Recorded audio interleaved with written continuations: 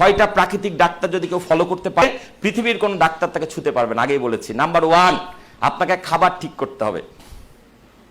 আমরা এখন অনেক খাবার খাচ্ছি যেগুলো আদম আলাইহিস সালাম খান নাই। আর আদম আলাইহিস সালাম তো দূরের কথা, আপনার দাদার দাদা ওই খাবারগুলোকে যদি কোনো কারণে যদি আল্লাহ পাক সুযোগ দিয়ে দেয় যে তুমি তোমার দাদার দাদাকে কবর থেকে 1 ঘন্টার জন্য তুলে আনতে পারবা, ঠিক আছে, আপনি তুলে এনে যে খাবারগুলো দেবেন, অধিকাংশ খাবার দেখে বুঝবেন এগুলো খাবার। ফ্রাইড চিকেন দেখছে, উমুকটা দেখছে, তুমুকটা দেখছে। বলেন ভাই, আমার কথাগুলো একটু বোঝার চেষ্টা করেন।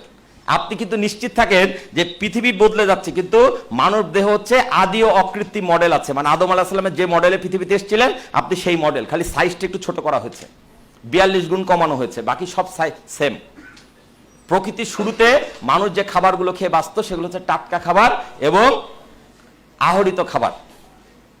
কথাটা কি বুঝাতে পারছি? প্রথম কথা, খাবার ঠিক করতে হবে। 2 নম্বর হচ্ছে পানি খাওয়ার নিয়ম।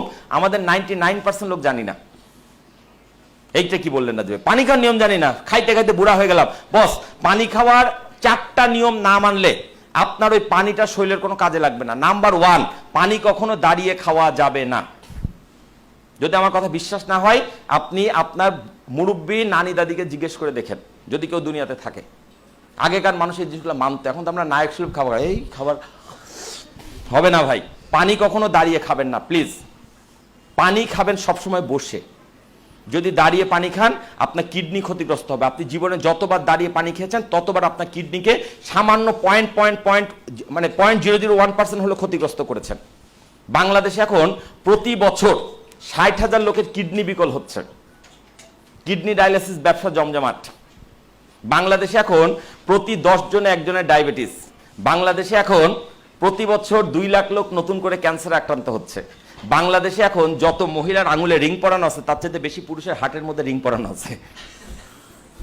এগুলা কি খুব ভালো তথ্য? ভালো তথ্য? মহা খারাপ তথ্য।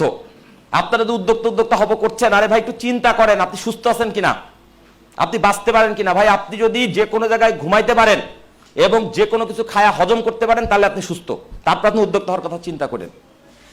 আর যদি বলে রাজীব ভাই সকালে কোথায় কোথায় বের করতে পারি না, তাহলে খবর আছে।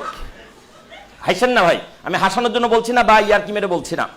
যদি টয়লেটে সকালে আধা ঘন্টা ব্যয় হয় তার অর্থ হচ্ছে আপনি ভিতরটা আসলে ঠিক নাই। আপনার উদ্যোক্তা হওয়ার স্বপ্ন দেখতে পারবেন, উদ্যোক্তা নিয়ে প্ল্যান করতে পারবেন, ওই উদ্যোক্তা শেষ মধু আপনি খাই যেতে পারবেন না। ওই উদ্যোগ বাস্তবায়নের আগে আপনি নাই হয়ে যাবেন বস। আমার কথাগুলো একটু বোঝার চেষ্টা করেন। আমি আবারও বলছি, পেশাগত জীবনে আমি মার্কেটিং এর ট্রেনার, কিন্তু মার্কেটিং নিয়ে কথা কম বলি। আমি মানুষকে দেখছি অসুস্থ হয়ে যাচ্ছে ভাই। সুস্থতার কথা বলি, সুস্থতার কথা বলি। সবার আগে সুস্থতা। আপনাকে সুস্থভাবে বাঁচতে হবে, আপনার খাওয়ার নিয়ম ঠিক করতে হবে, পানি খাওয়ার নিয়ম ঠিক করতে হবে। 3 নম্বর নিয়ম হচ্ছে আপনাকে পর্যাপ্ত ঘুমাতে হবে, 6 থেকে 8 ঘন্টা।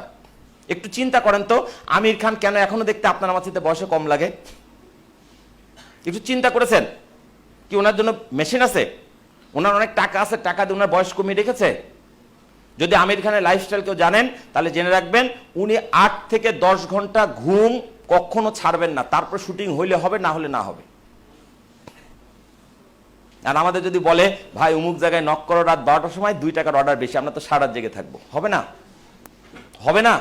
আমার কথাগুলো একটু বোঝার চেষ্টা করেন বস প্লিজ। 3টা প্রাকৃতিক নিয়ম বলেছি। খাবার ঠিক করতে হবে, পানি খাওয়ার নিয়ম ঠিক করতে হবে, 3 নম্বর হচ্ছে পর্যাপ্ত ঘুমাইতে হবে। এই 3টা সারা জীবন মানতে হবে। বাকি 3টার সাথে সকালবেলা যুক্ত। সকালবেলা যুক্ত কেন? সকালে ঘুম থেকে উঠে পর্যাপ্ত শ্বাস নিতে হবে। কেন? কারণ সকালের বাতাসে সারা দিনের চাইতে বেশি অক্সিজেন থাকে, এটা জানেন আপনি? আমরা এই রুমে বেঁচে আছি কেন জানেন? কারণ এখানে বাতাসের মধ্যে অক্সিজেন ছড়িয়ে আছে। এবং বলা হয়ে থাকে সাধারণত যে কোনো বাতাসের 20 ভাগ থাকে অক্সিজেন, আর সকালবেলা ভোরবেলা যে বাতাসটা থাকে সেই বাতাসের 30 ভাগ থাকে অক্সিজেন। ভোরের হাওয়া হাজার রোগের দাওয়া। কেন থাকে? কারণ সারা রাত যেহেতু সূর্য থাকে না, মানে ঠান্ডা পড়ে, অক্সিজেনের স্তর পৃথিবীর দিকে নেমে আসে। ব্যাপারটা বোঝার চেষ্টা করেন।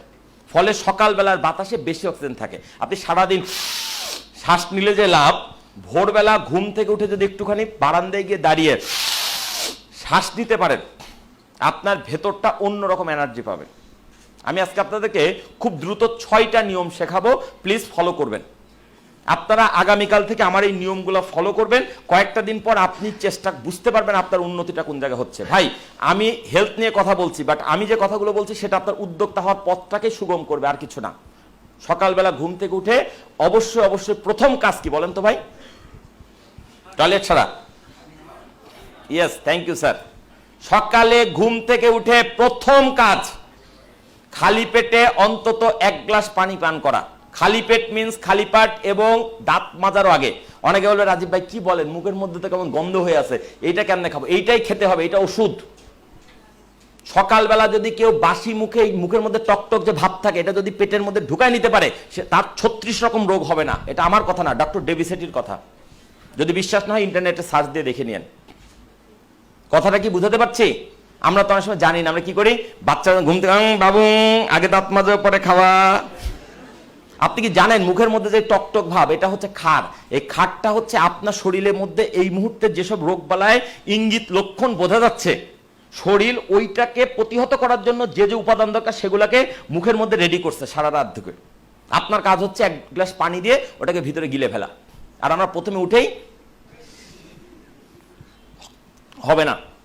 সকালে ঘুম থেকে উঠে যখন উঠবেন, প্রথম কথা সকালে উঠতে বলছি, যদি নাও পারেন কালকে থেকে প্রথম কাজ, যদি আপনি বেলা 12টার সময় ঘুম থেকে ওঠেন, ঘুম থেকে ওঠার পর প্রথম কাজ 1 গ্লাস পানি পান করা। সম্ভব হলে পানিটা যেন হালকা কুসুম গরম পানি হয় অথবা নর্মাল টেম্পারেচার পানি হয়, কোনো অবস্থাতে ঠান্ডা পানি খাবেন না। যারা খেয়েছেন গতকাল পর্যন্ত ভুলে যান। সফল উদ্যোক্তা হতে হলে বস আপনাকে সবার আগে ঠান্ডা পানি খাওয়া ছাড়তে হবে। হালকা কুসুম গরম পানি খাবেন। খুব ভালো হয় যদি পানির মধ্যে একটা লেবু চিপে খেতে পারেন। খুব ভালো হয় যদি লেবু পানির সাথে 1 চা চামচ মধু মিশিয়ে খেতে পারেন। খুব ভালো হয় যদি এটার পাশাপাশি 1 টুকরা আদা চিবিয়ে খেতে পারেন। খুব ভালো হয় যদি আগের রাতে ভিজিয়ে রাখা 1 মুঠো কাঁচা ছোলা সকালবেলা খেতে পারেন। আমি বলি 4টা খাবার প্রত্যেকটা মানুষের সকালবেলা খাওয়া উচিত, সে অনেকগুলো রোগ থেকে বেঁচে যাবে। নাম্বার 1 কাঁচা ছোলা, নাম্বার 2 মধু, নাম্বার 3 কালো জিরা, নাম্বার 4 হচ্ছে আদার রস।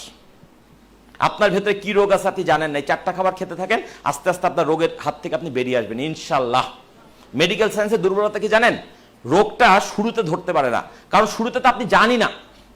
যখন আপনি ডাক্তারের কাছে যান অনেক দিন পরে, যে ডাক্তার সাহেব আর পেটের ভিতর পিন পিন করতে করতে ব্যথাটা এখন আর সহ্য করতে পারছি না, ডাক্তার তখন চেক করে বলে হাই হাই আপনার কিডনি তো 40% নাই। আমার কথাটা কি বুঝাতে পেরেছি? মেসেজটা কি ক্লিয়ার? যদি আপনি সত্যি সুস্থ থাকতে চান তাহলে রোগ হওয়ার আগে রোগকে প্রতিরোধ করেন। সকালে উঠে কালো জিরা খান, কারণ আল্লাহর নবী বলে গেছেন মৃত্যু ব্যতীত সকল রোগের মহা ঔষধ কালো জিরা। আপনি সকালে উঠে 1 মুঠি কাঁচা ছোলা ভিজানো, আগের রাতে পানিতে ভিজিয়ে রাখা কাঁচা ছোলা খান। আপনি 1 চামচ মধু খান, একটু আদার রস খান। ক্লিয়ার? সকালবেলা ঘুম থেকে উঠে প্রথম কাজ 1 গ্লাস থেকে 4 গ্লাস পরিমাণ পানি পান করা, সর্বোচ্চ 4 গ্লাস। তবে প্রথম দিনই চেষ্টা করেন না, যারা জীবনে এই কাজটি করেন না, প্রথম দিন 4 গ্লাস পানি খেলে বমি হয়ে যাবে। প্রথমে 1 গ্লাস, তারপর 2 গ্লাস, তারপর 3 গ্লাস, সর্বোচ্চ 4 গ্লাস। ক্লিয়ার? তারপরে কি করবেন? টয়লেটে যাবেন, টয়লেট সারলেন, অজু করলেন, নামাজ পড়লেন বা প্রার্থনা শেষ করে নিলেন, নিয়ে এবার আপনি চেষ্টা করবেন বাসা থেকে বেরিয়ে যেতে ভোরবেলা।